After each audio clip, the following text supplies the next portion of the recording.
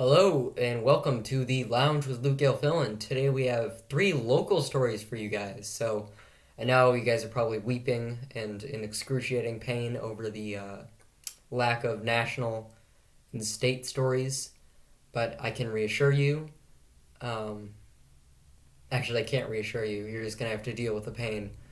I'd suggest jumping into a tub of leeches, suck all the pain out. Just a recommendation, not a expert. But our first story is in the Wednesday Journal. Actually, all the stories are in the Wednesday Journal because where else would we go for local news? Facebook? Haha. All right. This article is called Life, Liberty, and the Pursuit of Halloween Candy. So this is about the Halloween candy. It's a clever title. Clever title. COVID-19 hasn't scarred off the Oak Park Village board from allowing villagers to celebrate Halloween this year. It's an interesting use of the word villagers. You don't really see that very often, especially in the context of Oak Park. We usually call ourselves like residents rather than villagers, but I like it. I like being referred to as a villager. It feels like I'm about to why did I use, you know what, never mind. Feels like I'm about to go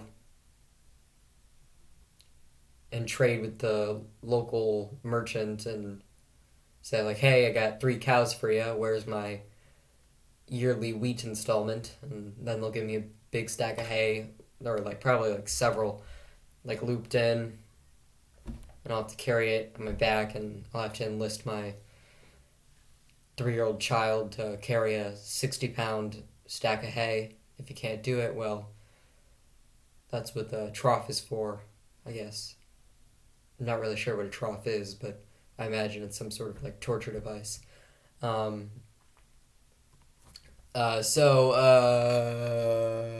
village board gave trick-or-treaters the go-ahead to go collect candy this year by passing a resolution to permit people to participate in trick-or-treating activities from 1:30 p.m. to 5 p.m. on Saturday, October 31st. I just want to say that I do actually know what a trough is. So if my grandma's watching this, I am not incredibly stupid. So you get to go trick-or-treating from 1:30 p.m. to 5 p.m. on Saturday. So it's a Saturday Halloween this year. It should be very eventful. If you don't have to go and rush to the store to buy Halloween candy at 6 a.m. in the morning. You can instead get it around noon, 1:30 p.m. to 5 p.m. I still think there are going to be people later than that, but you can turn them away. You got an excuse to turn them all away. According to Public Health Director Mike Charlie, Oak Park has seen rather stable community transmission of COVID-19, making Halloween trick-or-treating possible. As long as we continue to see that sort of leveling off of the virus and not an increase, yes, we're still going to recommend Halloween continue. See, what I don't really get from a public health perspective is why it really matters when the infections are taking place. Because we're not seeing our hospitals getting anywhere close to overwhelmed. It just doesn't make sense to me. If we could get it all done at once, wouldn't that be preferable? So we could open up rather than the original reasoning behind the lockdowns was so that we can flatten the curve. You remember this? So they showed those graphics. It was the one curve where if we don't flatten it, it was the big spike and then over, and then once you went above a certain line, you went past the hospital capacity, and then you got extra deaths on top of what you would normally get. But we're nowhere close to that line. Probably you'd have to triple the amount of people in the hospitals right now to get even close to that. They barely got close. They almost got close to it in New York, and nowhere is going to see New York level infections ever. It's just not going to happen. So I really don't understand the reasoning behind delaying the things. Are you trying to delay for a vaccine? But we still don't know if that's coming until 2021. I keep using the word I apologize for that. We still don't know if that's going to come until 2021. I used it again. Until 2021. So is that the approach we're taking? They need to be honest in what the approach is, because it raises some questions as to why we're doing this. Why keep using it? Why does it matter if we're leveling off the virus? It doesn't make sense unless the hospitals are getting overwhelmed In which case, you've already explained that. You've made that clear. That's good, but they're just not doing that. Um, Quote, if we see a spike for whatever reason, said Charlie, then of course I would use my public health authority along with the board's authority to rescind Halloween if necessary. And he has to understand, he has to explain why. I get it sounds very scientific to be like, if it goes past 3%, then we're going to shut it down. But you need to explain why 3% is the threshold. It just seems completely arbitrary to do so. Or 3% of tests being positive, I guess that's the metric. But it seems completely arbitrary to make that the standard without explaining. And it's the same for really all tactics of like delaying or these approaches that are supposed to seem like scientific, like phase 1, phase 2, phase 3, phase 4. And I get it, but I don't understand why we're in phase 2 when we're at phase 4 numbers, along with why is there a phase 2 if the hospitals are not getting close to overwhelmed? It just quite frankly makes no sense. I guess from an epidemiological perspective, you're just trying to have as low deaths as possible, and stretching those deaths out probably looks better than having them all at once, and looking scientific-y looks good, but it just doesn't. There hasn't been a coherent reason that I've heard that really explains the strategy. If we see a spike for whatever reason, not all households should feel obligated to participate in trick-or-treating festivities. For those who do not wish to join in, the Village of Oak Park will provide the households with red signs. It's like the blood on the it's like the lamb's blood on the doors of the Hebrew households. It's like, do not bring the death here. Put the red sign out. That will alert trick-or-treaters to move on. That's actually a good idea, actually, but I just think it's very funny. Households that want trick-or-treaters will have green signs displayed. Red, green. I like it. Trustee Susan Buchanan was concerned that stopping at 5 p.m. instead of 7 p.m. like other communities mean that trick-or-treaters outside of the village would be unaware that the stop sign and be greeted with closed doors. We have to prepare to communicate that somehow, said Charlie. I'd say just get a billboard or get like a bunch of drones, have like spell out messages at night like trick-or-treating ends at not 5 p.m. Violators will be met with execution, instant execution. I think that's a good strategy of making the community aware. We have to be prepared to communicate that somehow. Oh. The designated daytime hours will increase the visibility of masks and signs, as well as the ability to social distance, according to Charlie. Good thinking. These people have good thinking. I do not have this level of thinking. Then again, I'm not thinking about it 24 hours a day, or 14, depending on how much sleep this guy gets. But still, good thinking. Good thinking on their part. Trustee Dino Andrews was not in favor of setting a different time frame for trick-or-treating this year, stating that his belief that children will trick-or-treat whenever they want, regardless of village designated hours. Dino Andrews is my man. I like that guy. He's probably my favorite trustee up there. Kids are going to trick-or-treat pretty much whenever they want, and they're not going to stop at 5, said Andrews. I think it would cause more confusion to change the hours, especially the ending hours. Dino Andrews. I endorse Dino Andrews. My official lounge with Luke Gilfillan. Endorsements for village trustees. We'll go with Tom Carnegie, Dino Andrews, Anan Abu Taleb, and Jim Teglia. You might have noticed that they are all men, and I promise you that that is not a coincidence. I am actually a major sexist person and only select male village board trustees. All right, there's a lot of angst in the community. I love the word angst. Angst. In the community generally when you talk about trick-or-treating for some reason, said Teglia. It's like life, liberty, and the pursuit of Halloween candy. He is the... What a great quote. That's why I'm endorsing Jim Taglia.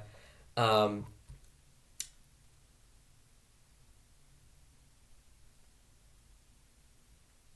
I guess I should also make an.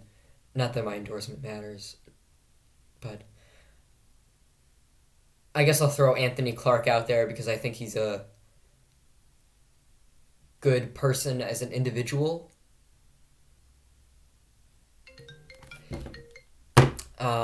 But yeah, we'll throw Anthony Clark in there. Noting that Halloween falls on a Saturday this year, trustee Dan Maroney, I am not endorsing, also supported allowing trick-or-treating activities between 1:30 p.m. and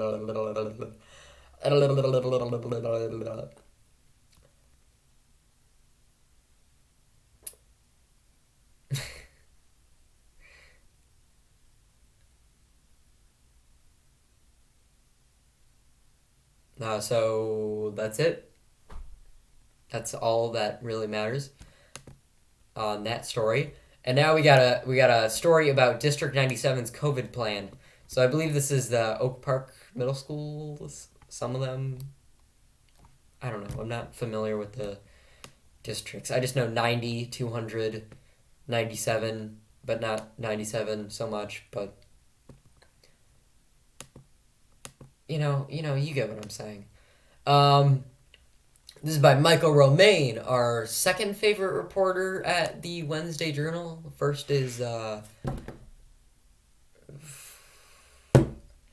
first is shoot, Stacy Sheridan. Stacy Sheridan, our favorite reporter at the line to Luke Gilfillan. All right, this is according to Michael Romaine. Last week, this is called Privilege or Passion? Parents feverish over district's COVID-19 plan. Efforts to return to class prompt calls of white privilege. Because in Oak Park, you could literally propose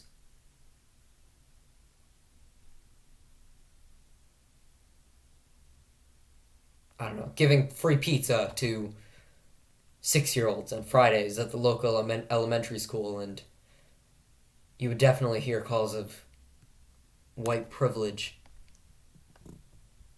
quite often. Last week, District 97 administrators announced that they have a plan. You saw calls of white privilege against a Palestinian man in the village on the village board for voting to allow a volunteer commission to investigate police conduct. So that's our standard for calls of white privilege here in Oak Park.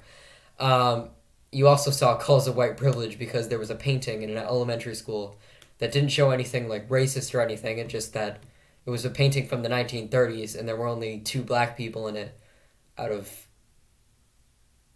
there was probably like 20 people in the whole painting, only 2 black people, so a little less than 10%, which is not too far from the general population. But either way, they had to take it down because it was racist, because it didn't include enough black people. Shocks. But the parents' pushback prompted vocal counter reactions from some community members, particularly black and brown leaders in Oak Park, I skipped over 2 paragraphs. How did I do that? Last week, District 97 administrators announced that they plan on transitioning to hybrid learning from full remote learning by November 30th, the first day of the second trimester. The announcement came after a swirl of controversy over petitions and rumors of protests as parents in District 97 got more aggressive in their pushback against what they considered to be Superintendent Carol Kelly's poor leadership and lack of communication amid the pandemic. But the parents' pushback provoked local vocal counter-reactions from some community members, particularly black and brown leaders in Oak Park who lauded Kelly's handling of the pandemic and said some parents' aggressive demands to return students to classroom teamed with white privilege. Last week, before the district announced a target date for returning to some form of in-person learning, members of the closed Facebook group District 97 and District 200 parents created 2 petitions lamenting Kelly's leadership and lack of any plan for a return to campus learning option, according to one of the petitions. You never see this among like River Forest schools or really any schools outside of Oak Park. Like the principals in Oak Park, they go through a lot that principals and superintendent. Well, actually, this is a superintendent, I think, isn't it? I believe I read superintendent. Yeah, they go through a lot that you would not see in places like River Forest. People are like, "Oh, superintendent, yeah, he's kind of cool. I talked to him once," and that's all they have to say about them. With these superintendents in Oak Park, they get literally called basically racists on Facebook threads, and that's like on a daily basis. They go through a lot. No wonder they have like a new principal every year or every 6 months. Because who would want a job like that? Like you could just work at the local town a couple miles down and none of this happens, but you work in Oak Park, you get stabbed you get stabbed like 24 hours a day, and that's just your job. Why do it? You're a principal, not a politician. Um, the petition cited data in a study to support that statistically, there's very little risk to returning to school before recommending Kelly and the school board vote to deliver a reopening plan prioritizing young learners by October 16th with a return to school by October 26th. The petition also called on the district to create a District 97 task force that would monitor and optimize our reopening plan, integrating with reps. I'm not actually in favor or against signing petitions to encourage certain actions. Oh, Alexa is telling me to do homework. Good idea, Alexa, but instead I'm going to be doing the Lounge with Luke Gilfillan because that's task F and homework is task. What is that? Task D? So, task F has already begun. Alright, a separate petition called last week called in District 97 school board. I'm not against signing petitions, but don't call school superintendents racists for not agreeing with you on whether schools should reopen, which seems to be beyond the capabilities of people in Oak Park. Superintendent Carol Kelly also continues to fail to share the strategy and an actionable plan for how District 97 students will return to the classroom, the petition states. Before lamenting the severe lack of transparency, failure to support meaningful engagement with all the stakeholders, including parents, teachers, and staff, and the incapacity to lead our children through this pandemic with a solution-oriented and proactive leadership mindset. Blah, blah, blah, you get the gist. Someone got called a racist, and RT Walkler Petacola said in the October 1st Facebook post that District 97's response to the pandemic has been malleable, as it should be, with this ever-evolving pandemic. And some parents were unsatisfied, as parents often are. No shock of shocks there. This is an opinion piece titled, Are District 200 Teachers Talking About a Strike? Well, I sure hope so. I'm sure nothing has ever happened that could be bad, or nothing bad has ever come out of teachers striking. That's for sure. And we don't have those every 6 months in District 200 because it's just not a thing that's happening. Like many District 200 parents, I find myself lost in the cloud of obfuscation which surrounds the simple question, will our kids be able to return to some form of virtual learning? Any public comment on this issue, whether from the school board or the administration, conjures a riddle wrapped in a mystery inside of an enigma. Good phrase, I like it.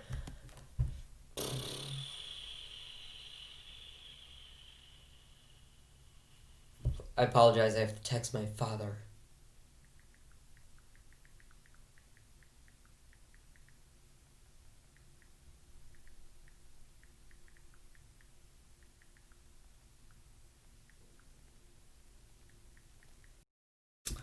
Sorry, I accidentally cut off the video. So, where we leave off. Democracy, however, requires transparency. The citizens of Oak Park and River Forest elected our school board members, who employ our administrators who are negotiating with our teachers. We have a right to know what is going on with these negotiations and why a return to school option appears to be failing. However, we are told nothing. As a result, we are being held hostage by a patently undemocratic process. Well, he did say he was a lifelong Democrat. However, what he just said seems to be a very... He seemed to excellently express a Republican talking point in regards to public sector unions. I believe the public is entitled to an answer from one simple question, what will it take for our teachers to be willing to return to the classroom? If the board and administration would share to the public what teachers are acquiring, then we can at least have an earnest public dialogue about it. If extra pay would motivate some teachers to return, perhaps the school board should make this a priority. Just fire them. If they don't want to work, then that's their prerogative, not our obligation to cozy up to all their little wishes.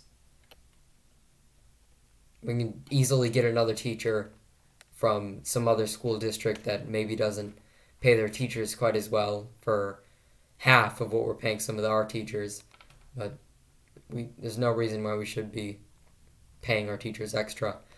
Either way, that's really it. The rest of it is just reiterating what it already said. Thanks so much for listening, and goodbye.